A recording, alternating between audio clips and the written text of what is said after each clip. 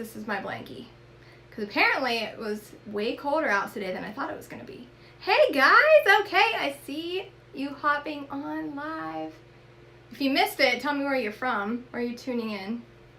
And if you are a business owner or thinking of starting, your own business, thinking of partnering with a company, something like that. So, all right, I'm going to go ahead and get started.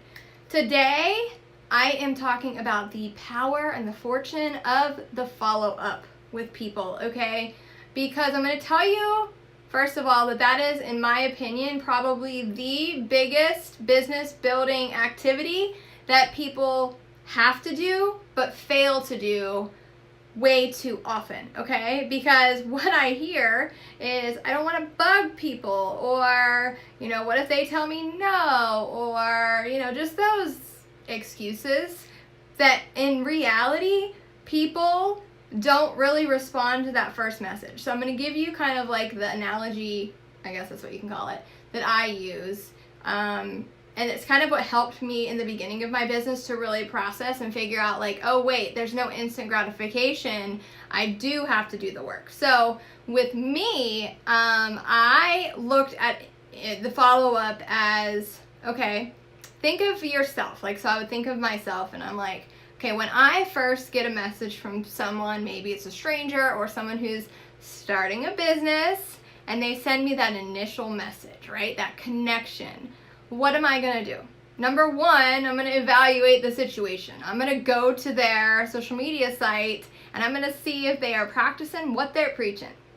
Typically I don't respond on the first message, because I can say if they're consistent, then I'll respond. Sometimes I do, but I typically am going to wait back and see if they do their job of following up, because in my opinion, the follow-up is what builds the most trust. The follow-up is where I'm starting to think, maybe she really does want me as her customer, or maybe she really does want me to join her team. Maybe she is caring enough to send me another message.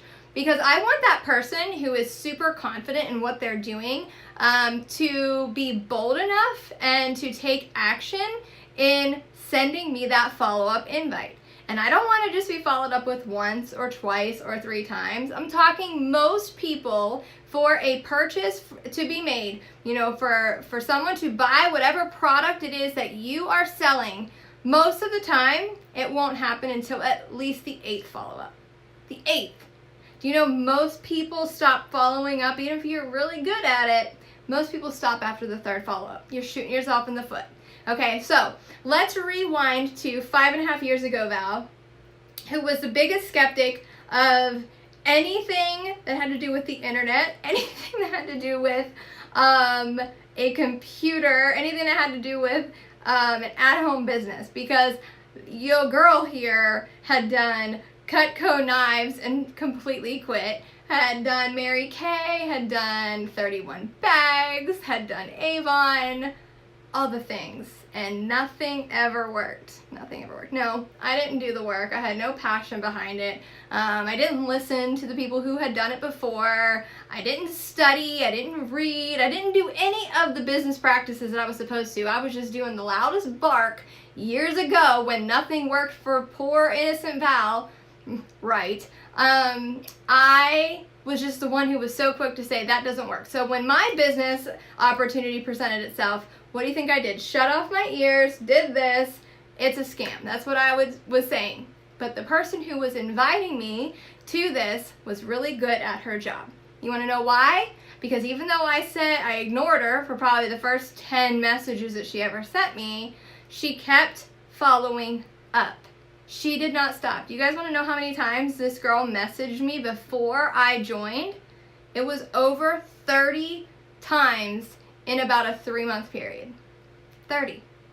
So I respect every single person who is doing a follow-up in a tasteful, tactful way, you guys, in an actual connection, to where you genuinely believe in the person that you're talking to and you want them to join you in whatever business venture you're doing, or as a customer or whatever, okay? Because I think back and I'm like, man, what if, number one, That person never sent me an invite, had never tried to talk to me, had never connected with me. And then ultimately, where would my life be if she would have never followed up with me?